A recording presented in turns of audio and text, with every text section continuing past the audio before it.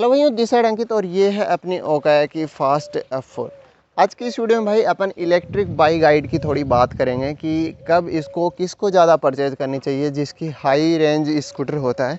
तो अपन इसको टारगेट नहीं करेंगे, अपन सभी के अकॉर्डिंग एक नॉर्मल सा जो एक्सपर्ट्स द्वारा रिव्यू दिया जाता है उसके बेस पे मैं आपको बताने जा रहा हूँ।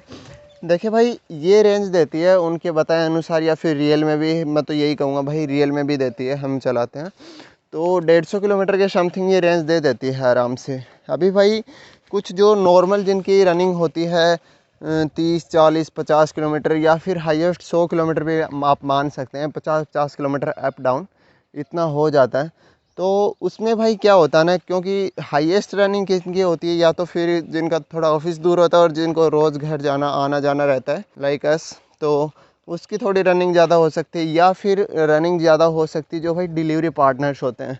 तो उनकी भी थोड़ी रनिंग ज़्यादा हो सकती है। उनके लिए भाई हाई स्पीड के जो और हाई रेंज के इलेक्ट्रिक स्कूटर होते हैं वो बेस्ट होते हैं। अभी भाई आप कुछ भाइयों का ये भी सवाल होगा भाई, जिनकी मतलब रेंज कम होती है, जो कम दूरी तक जाते हैं, उनकी फिर स्पीड कम आती है, हमें स्पीड भी चाहिए होती है और उसके साथ ही भाई हमें रेंज भी कम चाहिए होती है।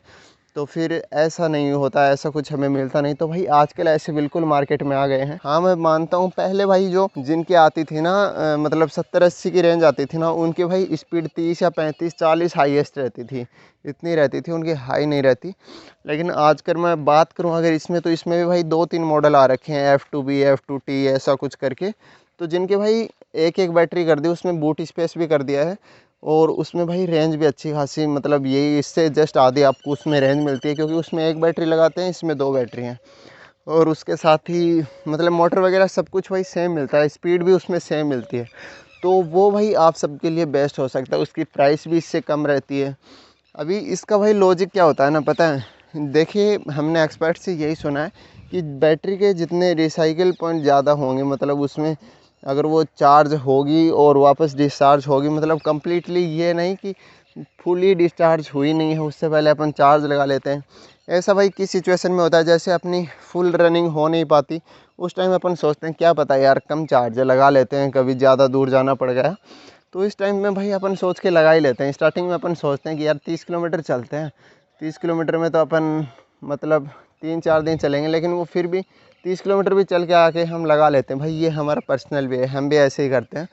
कि कम भी चल के भाई पता नहीं रहता कि कभी ज़्यादा दूर चलना गया हो, तो ऐसा कुछ सोच के भाई लगा ही देते हैं। तो उससे क्या होता है ना, बैटरी इफेक्ट होती है, तो उससे अपन रेंज को है ना कम क्लेम कर पाते हैं, मतलब इसकी ड्यूरेबिलिटी भी भाई थोड़ी कम होती है। मैंने कहीं ना कहीं ये सुना है, मैं ये नहीं कहूँगा ये परफेक्ट ही मैंने सुना है, लेकिन मैंने जो सुना है वो आप सभी के सामने मैं बता रहा हूँ। तो उसमें क्या है ना भाई, वैसे थोड़ी इस बात से मैं सेटिस्फाई भी करता हूँ, मेरे पापा हमेशा यही बात बोलते हैं कि जिनकी मतलब थोड़ी कम रेंज होती ना, उनको ये कभी नहीं लेनी चाहिए, क्योंकि इसकी बैटरियाँ इतनी बड़ी हैं तो इतना किलोमीटर वो चलेंगे नहीं, बाद में वो अगर खड़ी खड़ी होगी तो वो भाई ख़राब ही होगी, वही चलती का नाम गाड़ी है, वही बात रहता है भाई। तो इसमें है ना, वही मैं आप लोगों को सजेस्ट करूँगा। आजकल तो आप अंडर 100 किलोमीटर की रेंज में भी लेना चाहोगे ना, तो आपको ओला का बेस्ट ऑप्शन मिल जाएगा, और भी भाई काफ़ी सारे ऐसे स्कूटर हैं जो आपको एकदम बेस्ट से बेस्ट ऑप्शन दे देते हैं, जिनकी मतलब स्पीड भी काफ़ी अच्छी होती है, उसके साथ ही जो है उनकी रेंज 100 किलोमीटर के समथिंग होती है। अगर रेंज कम होगी तो भाई ऑब्वियस सी बात है, इसकी बैटरी के ज़्यादा पैसे लगते हैं, 40% कॉस्ट बैटरी की होती है, तो उसमें आपका जो एक्सपेंस है इसको परचेज़ करने का खर्चा वो भी थोड़ा कम आएगा। तो इससे भाई आप देख सकते हैं थोड़ा सा, मतलब वो आप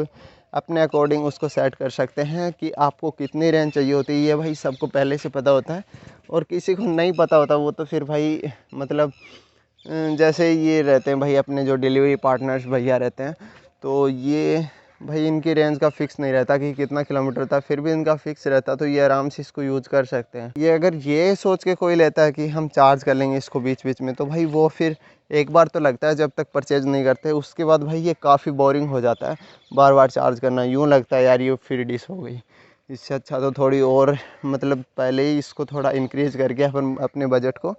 अच्छी खासी इलेक्ट्रिक स्कूटर ले लेना, तो फिर सही रहता है भाई, क्योंकि बार बार चार्जिंग वाला सिस्टम बैठ नहीं पाता, और उसके बाद जो अपन ने परचेज़ किया वो भी अपना काम पूरा अगर नहीं कर पाता है तो अपनी मनी वेस्ट ऑफ मनी हो जाती है भाई। तो ये मेरी थोड़ी सी गाइड थी भाई, अगर आप सभी को अच्छी लगी, आपको कुछ इफ़ेक्टिव लगी, कुछ आपको सोचने में या फिर कुछ समझने में आपको कुछ हेल्प हुई तो आप कमेंट करके भाई ज़रूर बताइएगा। वीडियो अगर आप सभी को अच्छी लगी तो वीडियो को लाइक कीजिए, चैनल को सब्सक्राइब कीजिए, शेयर कीजिए अपने सभी फ्रेंड्स के साथ। वीडियो देखने के लिए आप सभी का धन्यवाद।